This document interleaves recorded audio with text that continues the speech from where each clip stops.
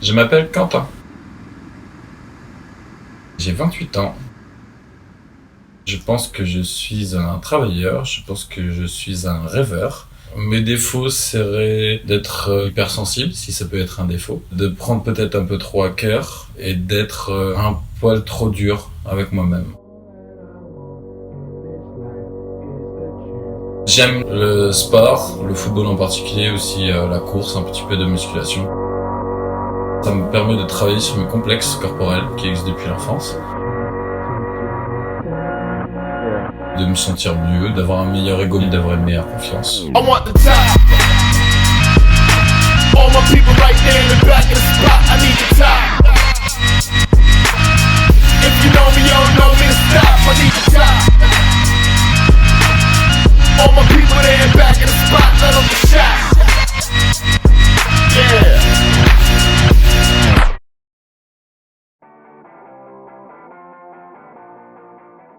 La musique, qu'est-ce que j'y trouve, j'ai envie de dire tout. C'est-à-dire la liberté, la créativité, l'harmonie, le pouvoir de passer un message d'une façon ou d'une autre, c'est-à-dire de mélanger la tristesse et la joie par exemple, et le bonheur, la nostalgie, de faire des mix d'émotions. Je suis assez éclectique, en plus sur la musique, j'écoute un peu de tout, suivant les moods. De jouer, ça m'apporte du bonheur. De jouer avec des gens, encore plus. De pouvoir porter des projets musicaux, encore plus. Et c'est ce à quoi je veux m'atteler.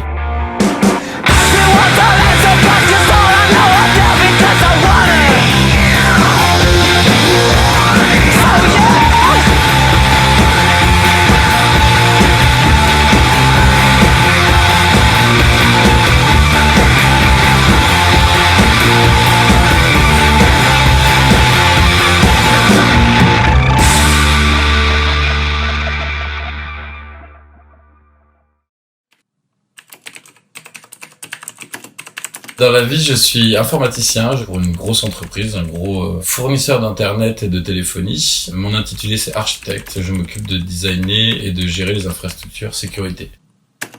Je suis également en transition pour quitter ce travail, pour devenir prof de français pour les étrangers. C'est un FLE pour ceux qui connaissent. Ce que j'espère y trouver, c'est un contact social, c'est de l'apprentissage, de pouvoir rencontrer de nouvelles cultures, travailler dans des pays étrangers, puisque je vois mon futur hors de France. D'avoir une relation qui n'est plus une relation de client à sous-traitant ou à quelqu'un qui doit répondre à une requête. C'est une relation élève-enseignant et c'est quelque chose qui pour moi t'apprend. Tu apprends à quelqu'un et tu apprends de quelqu'un.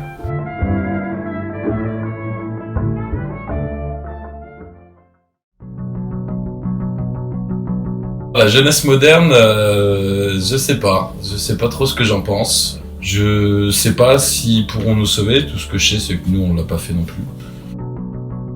Il y a beaucoup de gens qui sont porteurs d'espoir, il y a beaucoup de gens qui sont porteurs de désespoir aussi. De ce que je vois en positif, c'est que je pense qu'il y a une sensibilisation qui a été faite à beaucoup de sujets très importants et que c'est une génération qui le comprend plus et qui défend des valeurs qui moi me correspondent plus. Ça va être d'humanisme en général. En défaut, peut-être qu'elle manque de sérieux, mais je pense pas que ce soit un défaut en soi, je pense que c'est plus une qualité. C'est une génération qui peut être juste un peu perdue, comme nous on l'est aussi. On subit un petit peu ce qui se passe. Et juste clarifier, je parle d'un panel de personnes que je connais. Je connais pas tout le monde, je connais pas tout le monde de ma génération non plus.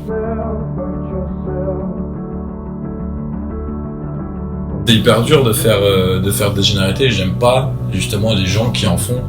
Les gens qui disent notre génération de toute façon c'était mieux avant, je crois que c'est le pire des arguments. T'as je sais pas, même des adolescents de 12 ans qui ont des points de vue super intéressants sur la vie, qui ont vécu plus de choses que des gens qui ont passé 70 ans dans la même ville et dans le même village, par exemple. Il n'y a pas de généralité, il y a des gens, en fait. On rencontre des gens. L'âge, on s'en fiche. Moi, je pense que l'âge, on s'en fiche.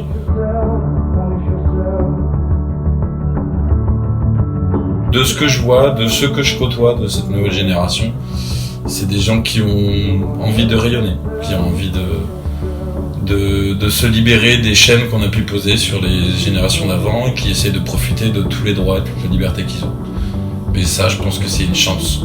C'est une chance d'être là où on est, de pouvoir en profiter et qu'ils en profitent.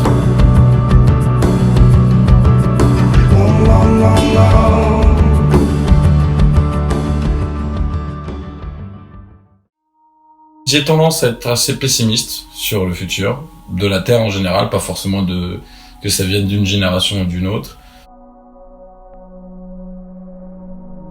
On a avancé sur beaucoup de sujets, mais il y a encore déjà des pays où c'est pas du tout le cas. Faut regarder autre part que notre monde à nous, tu vois.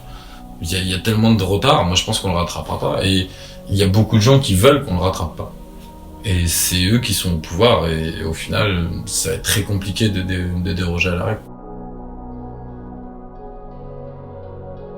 Je vois pas comment on peut mettre un bâton dans le rouage, comment on peut faire péter la banque. Même le militantisme, même les révolutions, j'avoue que j'y crois pas du tout. Il y a toujours ce schéma pyramidal qui sera en place, malgré ce qu'on veuille ou non. Je pense qu'on est une minorité à vouloir le renverser, ou on est une majorité mais qui ne peuvent pas l'exprimer. Et je pense que ça restera comme ça. Mais ceux qui ont pouvoir auront toujours pouvoir, ceux qui ne l'ont pas n'auront toujours pas. Ils essaieront de faire au mieux, mais ça changera pas.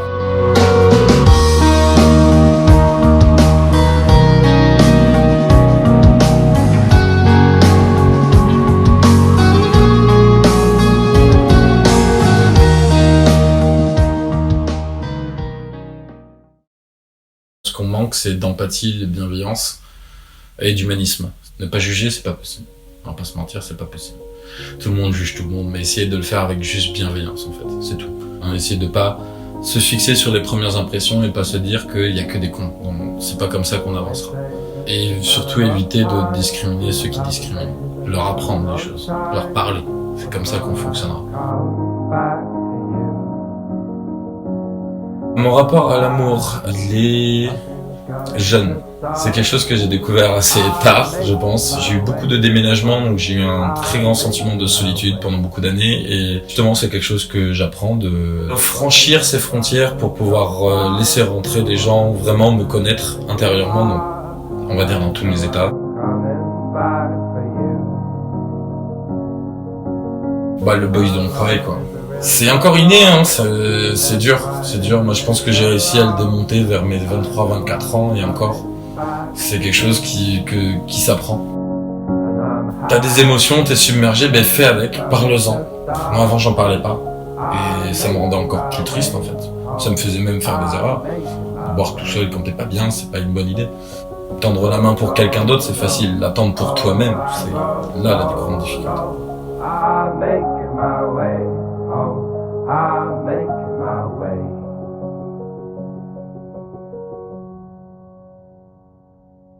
C'est ça pour moi l'amour, c'est de faire en sorte que les gens puissent te découvrir de toutes tes facettes et leur rendre les choses. Il n'y a pas de question de compromis ou de quelque chose, c'est juste t'as envie de donner.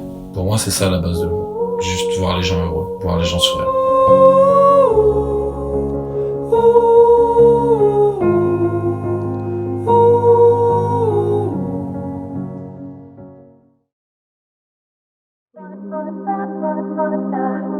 Mes objectifs de vie, ils sont pas très clairs, honnêtement, je sais pas du tout. J'aurais envie de dire que c'est d'être heureux et libre, mais comme tout le monde. Je sais pas par quoi ça va se dessiner, je pense que ce sera par les voyages et par l'apprentissage d'autres cultures, puisque c'est quelque chose qui m'a énormément marqué. Ça passera par l'art, ça passera par la musique, ça passera peut-être par d'autres formes d'art également, de l'écriture, voilà, ça peut passer par beaucoup de choses. Mais voilà, l'objectif est pas très clair. La ligne d'arrivée est très loin et pas claire du tout, elle est floue, mais elle se dessine petit à petit.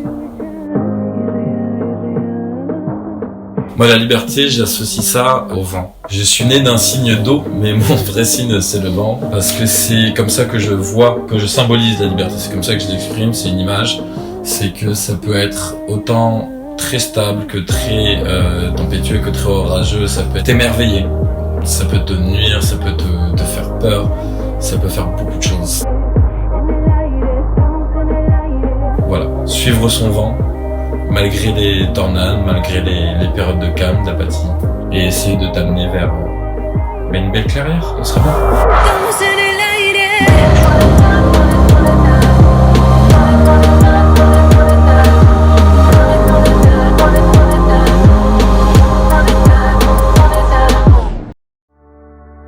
Une génération qui voit, tout simplement, parce que la vue c'est 80% de nos sens.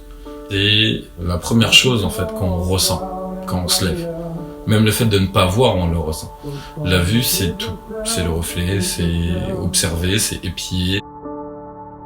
Il y a à peu près toutes les émotions qui se trouvent dans les yeux. Tu peux voir l'amour, tu peux voir le mépris, tu peux voir la colère, tu peux voir la tristesse, tu peux tout voir. Voir les yeux des gens.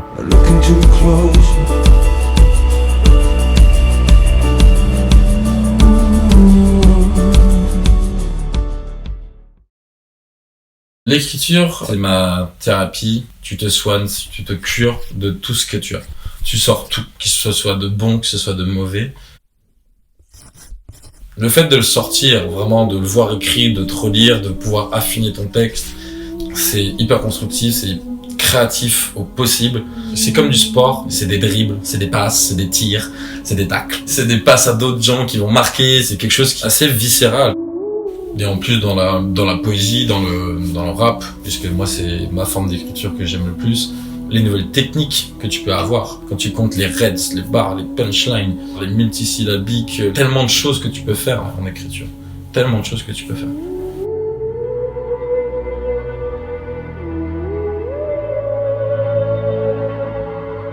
Et ça rejoint le concept de liberté et de vent en fait. Ton écriture elle peut être intrépide, elle peut se balader sur des nuages, elle peut balayer le vent, elle peut juste laisser apparaître le soleil, elle peut faire tout.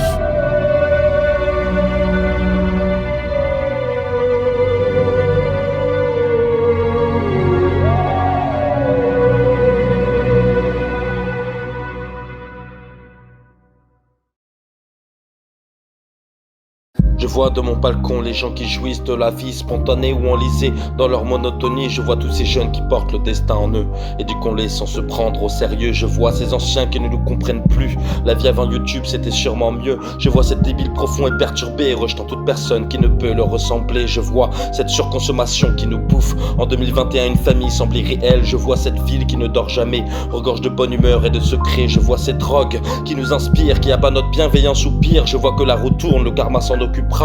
La révolution est en marche, n'en déplaise à l'état. Dans nos rêves, nos poumons et nos cœurs, je sens ces vibrations qui palpitent à chaque heure. Je vois que le soleil me guide tendrement vers ce sommeil salvateur que je cherche depuis tant de temps.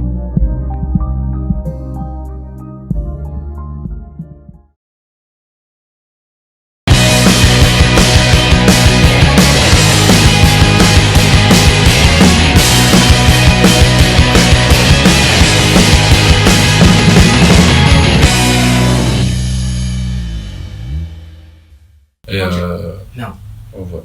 L'anecdote, je sais pas. J'ai mangé des croquettes avec ma sœur dans un four à pain. Vous prenez ça comme vous voulez. Ok. Je sais pas, j'ai pas d'autres anecdotes. Tu comprends. Oui, Tu comprends, ça passe.